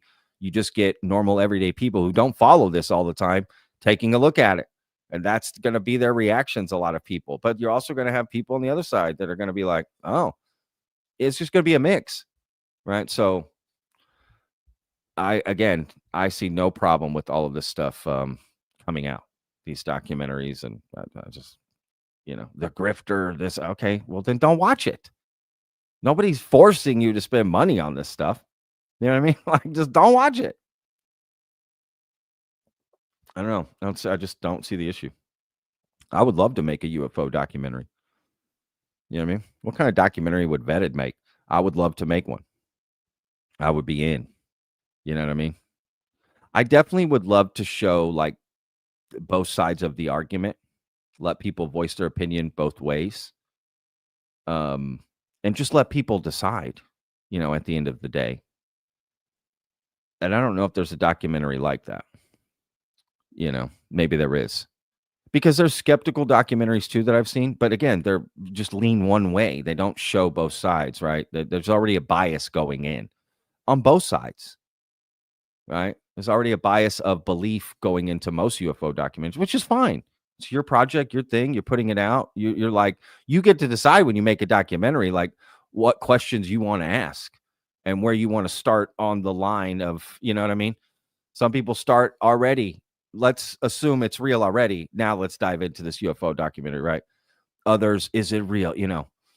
Sometimes TV shows do it a little bit, but something very objective and presenting all the evidence, even UAP evidence. I think it's important to present. I'm not one of those, let's just blow it all off. It's all bullshit. And like, I just don't see that. I think the truth is somewhere in the middle, Something else I was thinking about when Dan Farrow was talking during the Q&A was there's all this talk, and I just said it myself, the truth, right? The truth, right? The truth is out there. We'll get the truth. We want UN transparency because we want the truth. The government is hiding the truth. Give us the truth. We deserve to know the truth. But strictly from a government standpoint, how do we know that the government knows the truth?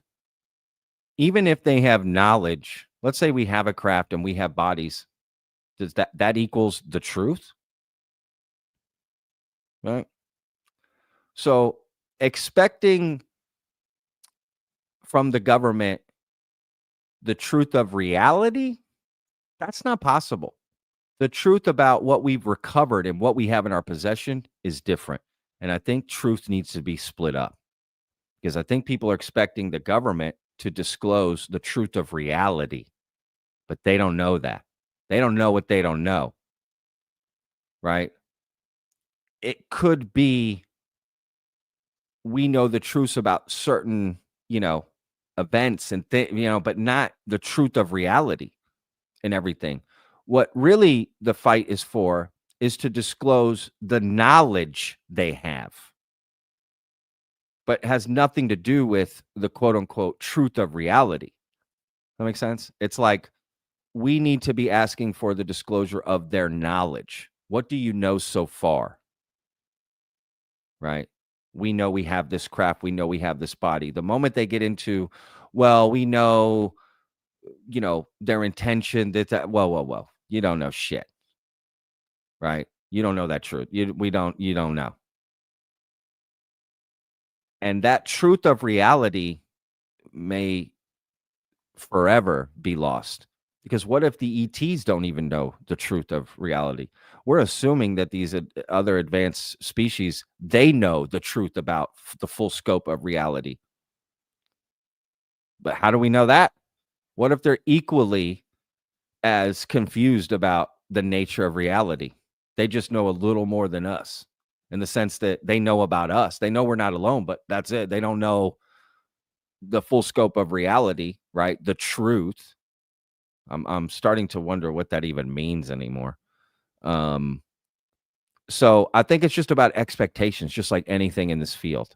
Expectations, right? How personally do you take this and what you expect, films, books, podcasts, testimonies, congressional hearings, yada, yada, what you expect all those things to accomplish for you, right? To convince. So, honestly, for me personally, none of that matters. None of it matters. None of it matters till it's a disruption in my life. Meaning, I don't think we're alone. I already think that, the universe is just too fucking big for us to be literally the only life in all of this space. I mean, I just don't buy that at all. Now, have we been visited on the planet? I'm not so sure of that yet, but I don't need to know that. Like, yes, I want to know it, but really only if it's going to be a disruption. Our spaceship's going to be, shooting each other in the sky and crashing down. And it's just, rampant craziness, something, or they're down here and maybe it's peaceful and we have peaceful contact with it, but they're on the news that, you see an alien on The View, all of a sudden, Like, it's just like they're on late night, it's just a part of society, right? That kind of disruption. Like, but if it's just the government, yeah, we're not alone and they're coming here. I mean, okay. So I don't put it all on that, right? My personality, my expectations, my happiness in life. You know what I mean? Like, it's just a thing. If it happens, great. If it doesn't. Really, again, what I want to know is just the knowledge they have. Whatever that is. Whatever that is. right? Then we're up to date. But more importantly for me, it's just about disruption. If that disruption starts, then I'm concerned, right? Good or bad disruption. I'm in. Now it's something I'm paying attention to more. But until then, I just treat it as something cool. Sci-fi that could be real, right? And I think it's worthy of investigation. I till the end of time. Even if it, let's just hypothetically say it all comes out, it's all bullshit and all these people lied and all this stuff, whatever. I don't care. We still should be investigating. The idea that we're not alone isn't going away. And as much as I believe it, some proof of it would be nice, right? That we can all look at. Not just proof hidden, classified, but proof that's available to the public. Right? That would be cool. So, yeah, I don't know. We'll just see how this goes with this film, right? Again, I'm looking forward to it. It's probably going to be a minute before we see it, but at least it's out there. The impact could come before the film's even released, meaning this behind the scenes could start to impact some things before the film comes out, right? Dan Ferris said in that Q&A that members of Congress were looking at this in the current administration, not members of Congress. I think he said current administration specifically, that are using this film to help them. I don't know what, I can't really remember, like navigate the issue moving forward here. But eventually,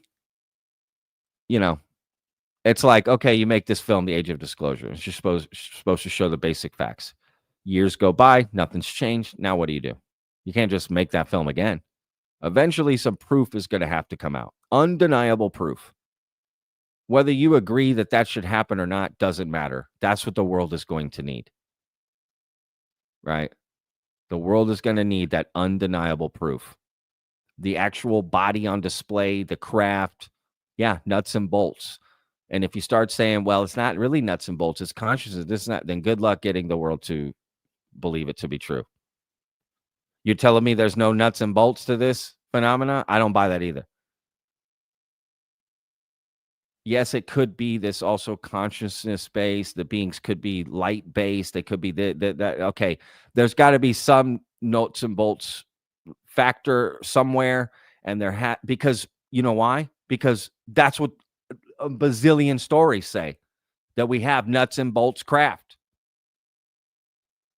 So I didn't make the rules to this game. The rules are based on the claims made by people for the last 80 years, saying we have nuts and bolts craft.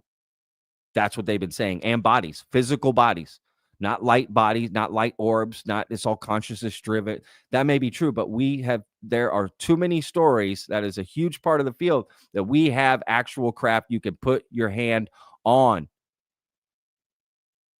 That is going to have to be shown at some point to convince people, not telling people they're light beings. Like, that may be true, but you need to show the craft that you've said we had for 80 years or whatever. Eventually, that's going to have to come out to get people to believe. It just is. These kind of documentaries do serve a purpose. I feel that. If you believe in this topic, right? I feel it does serve a good purpose. If you don't believe in this topic, well, it just depends how actively you are in not believing in this topic, right? And what I mean by that is, if you don't believe in this topic and you think it's all BS, 99% of people just don't follow the topic. They're just not around, right? Because they don't care. And that's fine. But then there's a small portion of people who don't believe in this, but hang around the topic all day long, right? They don't believe in any of it, but they still hang around in the topic, which is weird, right? It's like, I don't believe in the topic, but I believe in the community of like, I just want to be in here. I don't believe it though. And just every day say, I don't believe it, but they're here. It's weird. Not curious. They're not, I don't know. They're not in the land of, I don't know. Right. They're basically, that's the same as someone who believes, right? They're saying they believe it's not real. And then you have people that say, I believe it is real. But do you get what I'm saying? They're both believers. They're both believers, just about different things, right? And then there's a lot of us that are just in the, I don't know, waiting to see what happens. Haven't had a personal experience, but I'm waiting around to see, what's happened. I've seen enough to think, yeah, let's keep investigating this, right? I've heard too many presidents say there's shit flying around that we don't know what it is. That's enough for me. Pilots, military, all that. Let's go. I'm in. I'm not saying it's aliens. They may say it's aliens, but I'm not being like, yeah, I agree. I'm just saying, yes, something's going around. That to me is definitive. We need to be studying this, looking into this, disclosing the information that we have, the knowledge that we have, right? Not necessarily, again, the truth, because I don't think anyone knows the truth. But just tell us what you know. Show your cards. These craft exist. Get them out, because that's really what's going to change people. This drums up interest. It's documentaries like this, but it doesn't. It's not going to change like the science. Like it's not just going to become science fact, right? And that's when real changes will start to take place, when it becomes science fact. Whether we agree with the system or not of how that occurs, that's what's going to have to occur. That's the game that's in the world. That's the game that's going to have to be played. So until it becomes science fact, just, it's going to stay on the fringes. And every once in a while, it'll get a spotlight out in, mainstream. But the good news is documentaries like this does make it okay to talk about.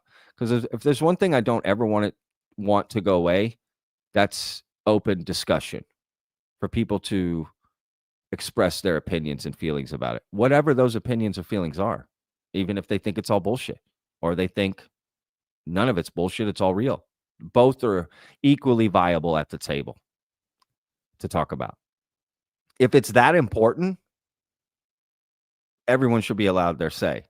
Again, if the claim is it's the biggest discovery in humankind, it's the biggest thing ever, blah, blah, blah. Yeah, everyone should have their opinion. Hello. That, makes the most sense. So yeah, whatever. I don't know. Rambling. All right. I've been on for 2 hours. That's enough for me, y'all. That is enough for me. Look, I'm sure there'll be an open mic discussion in our Discord. So feel free to go there and join if you haven't already. It's free to join. There's a link down in the description. I'm, I think we're at 2,000 members. I think that's about right. Just about 2,000, somewhere around there. Yeah, great discussions. Have at it. People from all thoughts in there. Okay. So just be prepared. If you don't like hearing opinions that you don't like, don't go to the vetted Discord. Whatever your belief is, if you're a staunch believer or staunch skeptic, don't go in there. If you only want to hear opinions like yours, because you're going to hear different opinions in there and everyone's cool about it and respectful. And if they're not, they're gone. But that's what we offer at the vetted Discord, right? Whatever your opinion is, let's go have an open discussion about it. It'd be cool. See what we can get to, right? So anyway, y'all have fun. Thank y'all for hanging out. Look forward to the Age of Disclosure. As soon as more information about the film comes out, I will absolutely do a video, especially when I know it's going to be public and how you can see it. But again, I don't know when that's going to be. And if more just information comes out about stuff in the film, I will cover it. So, all right, y'all. We'll see you guys on the next one. Thank you to Heiser Soze in the chat, modding today. Crushed it. Y'all give a shout out to Heiser, man. He is the man, dude. That guy is the man. So shout out to Heiser. Thank you so much. All right, y'all. We'll see you guys on the next one. Remember, every day's a gift, y'all.